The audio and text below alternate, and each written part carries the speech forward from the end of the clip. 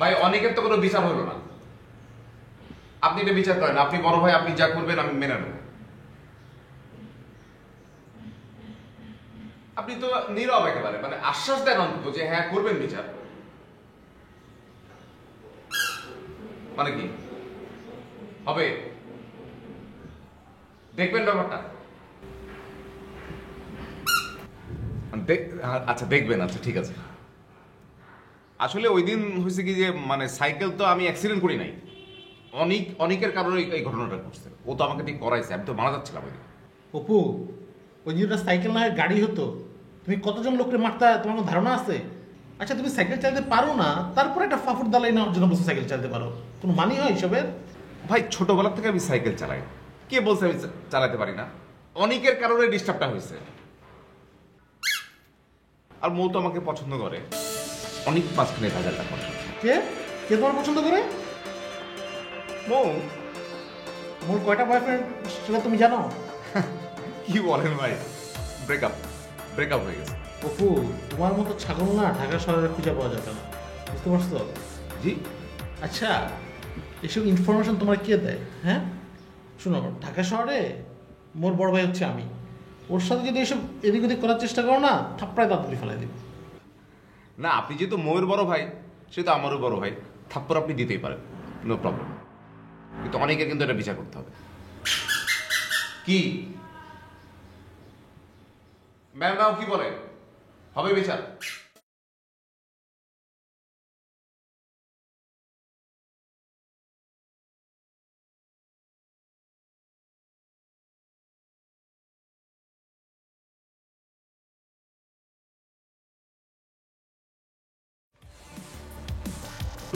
মাহি সাহেব, হ্যাঁ বলেন।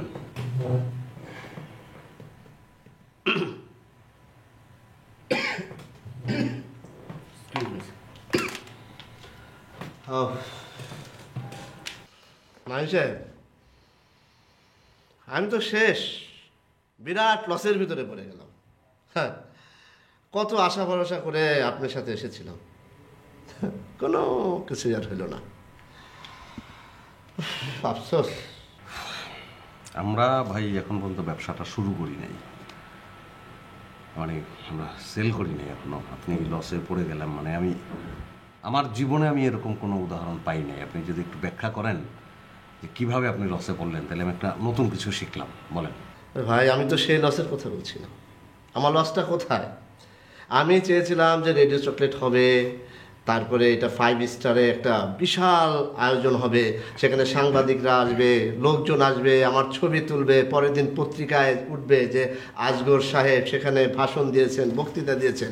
কই, কোনো কিছুরই তো খবর নেই। এখন আপনি কি করছেন, ওই লঞ্চিং নাকি একটা প্রোগ্রামের মাধ্যমে আপনি সরাসরি প্রোগ্রাম শুরু করে দিচ্ছেন। এটা কিছু হলো? ভাই, আমরা অনেক আগেই, মানে প্রথম যখন রেডিও চকলেট আমরা শুরু করি, তখন একটা বড় করে এরকম বড় হোটেলে আমরা লাঞ্চিং প্রোগ্রাম করেছিলাম। সেটা তো আর একবার করার দরকার নাই, খামাখা টাকা খরচ হবে। আমরা রিলঞ্চিংটা করছি আমাদের একটা স্পেশাল প্রোগ্রামের মাধ্যমে। আমাদের যারা হিটার যে আছে তাদের নিয়ে এবং স্পেশাল গেস্টদের নিয়ে এটা করা হবে। আর আমাদের যারা ক্লায়েন্ট আছে তাদের নিয়ে তাতে একটা ছোট্ট পার্টি হবে। এবং এর বেশি আসলে আমাদের দরকার নাই এখন। আমি শুধু মানে খামাখা অপব্যয় করার প্রয়োজন নাই, সেই জায়গা থেকেই আমি তো আসলে এটা করতে যাচ্ছি। সেটা তো আমার জন্য ভালো, আপনার জন্য ভালো, আর আপনি বলছেন আপনার লস। ঠিক আছে, আপনি ডিসিশন নিয়েছেন, ভালো কথা। আপনি এমডি সাহেব, আপনার বাইরে তো আর আমি কিছু বলতে পারবো না। তবে আমিও একটা ডিসিশন দিতে এসেছি। সেটা হচ্ছে যে আপনি কি লঞ্চিং কি প্রোগ্রাম, রিলঞ্চিং যে প্রোগ্রামটা করবেন, সেখানে আমি একটা ভাষণ দেব। ভাষণটা আমি রেডি করে নিয়ে এসেছি। বলো। প্রিয় দেশবাসী এবং উপস্থিত টাকাটা, প্রিয় দেশবাসী এবং মান্যবর মহত্তানগণ, আমার হৃদয় নিংড়ানো উষ্ণ ভালোবাসা ও লাল গোলাপের অভিনন্দন গ্রহণ করুন। ছোট থেকেই আমি স্বপ্নদ্রষ্টা। আমার নানা বলতেন, আমি মায়ের পেট থেকে জন্ম নেবার পরপরই প্রথম যে শব্দটি বলেছিলাম সেটা হচ্ছে রেডিও রেডিও। কি মানে আপনি জন্মগ্রহণ করেই ওয়া না করে আপনি রেডিও রেডিও করেছেন? Exactly, radio. এখন নানা তো বেঁচে নাই থাকলে, আচ্ছা নাই, বল। যখন আমার জ্ঞান বুদ্ধি হলো, যখন যে স্বপ্নটা আমার মাথার মধ্যে প্রথম বীজ বপন করলো, সেটা হচ্ছে আমি বড় হয়ে একদিন রেডিওর মালিক হব। আমি রেডিওর মালিক হতে চেয়েছি এই কারণে যে রেডিওটা এমন একটা মাধ্যম, যে মাধ্যমে রেডিও থেকে শব্দ বের হয়ে তরঙ্গে মিশে, তরঙ্গ থেকে মানুষের কর্ণকুহরে প্রবেশ করে, কর্ণকুহরে থেকে প্রবেশ করে মানুষের মস্তিষ্কে প্রবেশ করে, মস্তিষ্ককে আন্দোলিত করে। একটা মানুষের মস্তিষ্ক যখন আন্দোলিত হয়, তখন হাজারটা লাখ ও কোটি মানুষের মস্তিষ্ক ধীরে ধীরে ধীরে ধীরে আন্দোলিত হবে। আন্দোলিত যখন মানুষের মস্তিষ্ক আন্দোলিত হতে থাকবে, তখন একটা দেশের, একটা জাতির মস্তিষ্ক আন্দোলিত হবে। জাতির মস্তিষ্ক যখন আন্দোলিত হবে, ধীরে ধীরে দেশের উন্নয়ন ঘটবে, দেশের আর্থসামাজিক উন্নয়ন, অর্থনীতি, সমস্ত কিছুতে, এবং খেলাধুলা সহ দেশের একটা থ্যাংক ইউ স্যার। এরকম স্যার মানে মোটামুটি আর কি আমরা মোটামুটি 4 পৃষ্ঠার একটা, এটা আপনার ভাষণ? জি, বড় করতে পারিনি সময়ের অভাবে, তবে বলার সময় আরো বানিয়ে বলবো, একটু বড় করে বলবো, লেন্দি করে। বলেন, কি বাড়াবেন বলেন। স্যার 12টা মোটামুটি আমি বাড়িয়েছি। ইফ ইউ ডোন্ট মাইন্ড, আমি কি পড়তে পারি? পড়ো। Both of you, thank you. Radio চকলেটের শুরু থেকেই আমি এই শব্দটার সঙ্গে জড়িত ছিলাম, কিন্তু আমি কখনো পর্দার অন্তরাল থেকে বাইরে আসতে চাইনি, কারণ স্টপ। আপনার এই ভাষণ আদৌ প্রচার হবে কি হবে না সেটা পরের ব্যাপার, আমরা পরে চিন্তা ভাবনা করব। কিন্তু এই মুহূর্তে আপনি এই লাইনটা কাটবেন।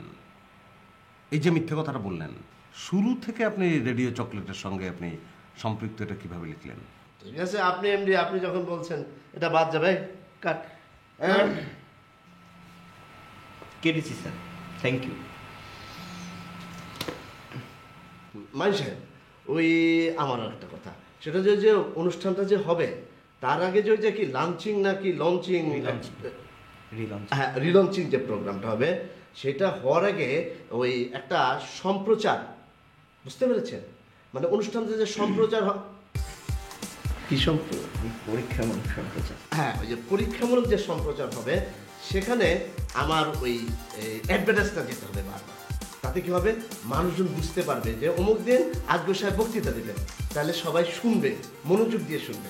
এটা আপনি একটু ব্যবস্থা করবেন, এটা আমার কিন্তু মানে রিকোয়েস্ট, হাম্বলি রিকোয়েস্ট। বলুন, আর কি প্ল্যান নিয়ে এসেছেন বলুন। আর একটা আবদার, এবং এটি হচ্ছে আমার শেষ আবদার, এটা কিন্তু রাখতেই হবে। হ্যাঁ, রাখবো, বলেন।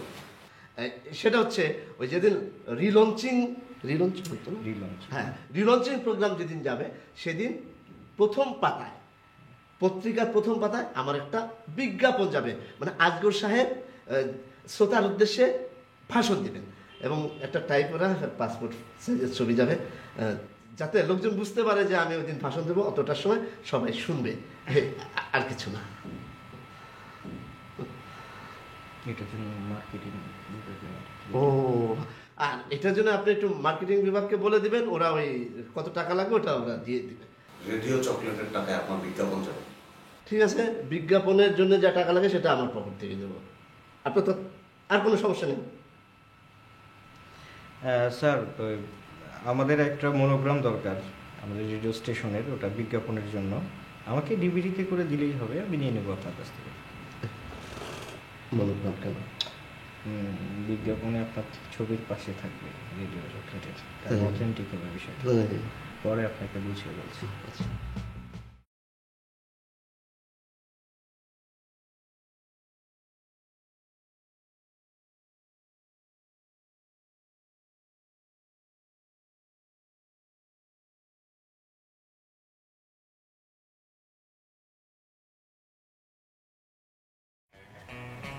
জি জি, মাহিন বলছি, ডাক্তার সাহেব। আমার ঘাড়ে এক ধরনের পেইন হচ্ছে, হঠাৎ করেই এই মিনিট 5 ধরে মনে করো প্রেশার কিনা।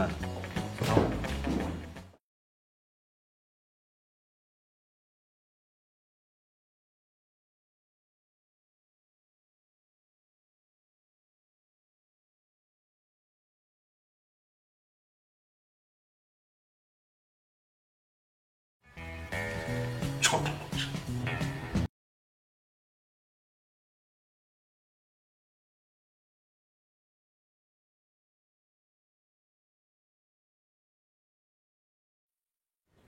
হ্যালো, তুমি ফোন করছো কেন আমাকে?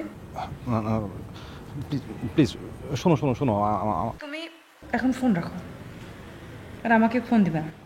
একটা একটা একটা কথা বলে প্লিজ প্লিজ। হ্যাঁ শোনো মৌ, আই এম সরি। হ্যাঁ আমি পারি না, আমি পারি না তো। আমি আমি কী করবো বলো? I am sorry. হ্যাঁ I am sorry.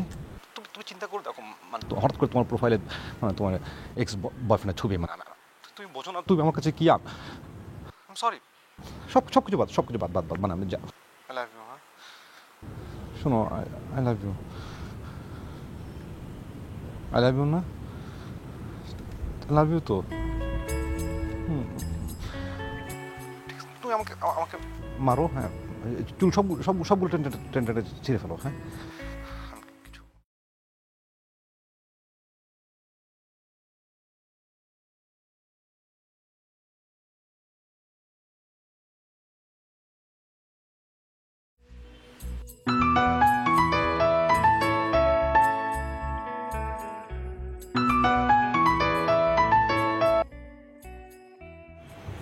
Hello, hello, GP থেকে বলছি। কংগ্রাচুলেশন, আপনি আমাদের একজন লাকি উইনার। আপনার জন্য একটি বিশেষ উপহার আছে। জি থ্যাঙ্কস। আপু, আপনার ঠিকানাটা কাইন্ডলি বলুন, সময় মতো আপনার ঠিকানায় উপহার পৌঁছে যাবে। সরি ভাই, আমার গিফট লাগবে না। হাও হ্যাঁ,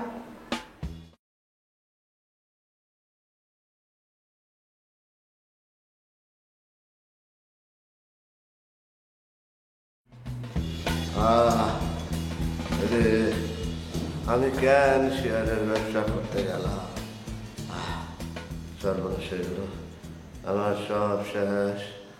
এত ব্যবসা থাকতে আমি কেন ব্যবসা করতে গেলাম? শেয়ারের ব্যবসা আমি ফকির। কি হয়েছে আসগর ভাই? আচ্ছা আসগর স্যার, আচ্ছা ধুর বাদ দেন তো, কি হয়েছে? এত টেনশন নেওয়ার কি আছে? আমার কিছু হয় নাই, আমার সব শেষ। আমি শেয়ার ব্যবসা করতে গিয়া ধরা খাইয়া গেলাম। মাথা গরম হয়েছে না? মাথা গরম হয়েছে, মাথা ঠান্ডা কর, মাথা ঠান্ডা কর, মাথা ঠান্ডা কর। আরে এক শেয়ারের দাম যদি 50 টাকা কমে, তাহলে কেমনে মাথা ঠিক থাকে?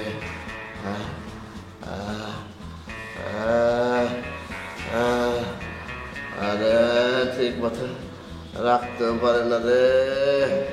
শুনেন, আপনারে আমি এখন এমন একটা সংবাদ দিতে পারি, সেই সংবাদ শোনার সাথে সাথে শেয়ার প্রতি সাপোজ ধরেন 50 টাকা কি 500 টাকাও যদি দরপতন হয়, তাও কিন্তু আপনার মাথা ঠান্ডা থাকবে। হ্যাঁ, তোর কাছে কি জাদু আছে?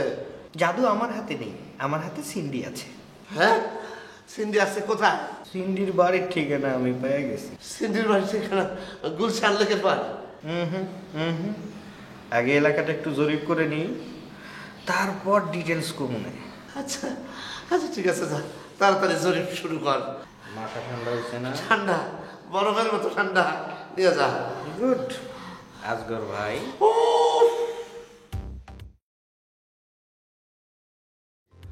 সিন্ডি, আমার মাথা ঠান্ডা, আমার সব সমস্যার সমাধান। সিন্ডি সিন্ডি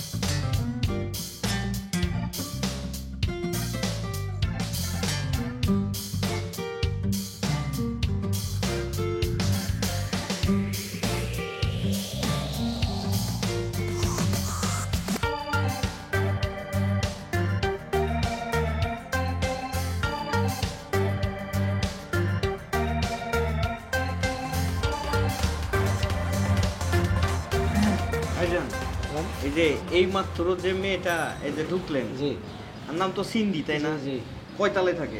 5 তলায় থাকে। 5 তলায় থাকে। বাহ, 5 তলা। আচ্ছা কয় ভাই বোন সিন্ধিরা? 3 ভাই বোন। কেন ভাই? না এমনি একটু খোঁজ খবর নিতেছি আর কি। একটু দাঁড়ান। না না ঠিক আছে, গেট লাগানোর তো দরকার ছিল না। ভাই আপনি তো একটু খোঁজ খবর নিতে, আপনি তো একটু খোঁজ খবরের দরকার আছে ভাই। আপনি একটু খোঁজ খবর নেই, ঠিক আছে? একটু বসেন। এই, না ভাই আসলে একটু বসেন ভাই। না বসার তো এই কোনো- রাজু তাই 5 তলায় একটু ফোন দেন তো। ফোনের তো কোনো দরকার নেই। একটু বসেন না ভাই, একটু না না আসুন। বসে কি করবো আসলে আপনি বুঝে, আসুন। তাহলে তো ঢাকার আসলে কোনো সমস্যা না, একটু বসেন। না, আমি তো আসলে মনে করেন সেও তো আমাকে না, চেনে না। চিনবে না কেন? আরে বিষয়টা হ্যাঁ, একটু বসেন। না আপনি কিন্তু আস্তে আস্তে শুধু না, একটু বসেন না ভাই। জটিল মানে জটিল ব্যাপার চলে না, যাচ্ছে না, জটিল না। আসলে। জটিল কিছু না। আরে আপনি কেমন আছেন সিন্ধি? হ্যাঁ ভালো।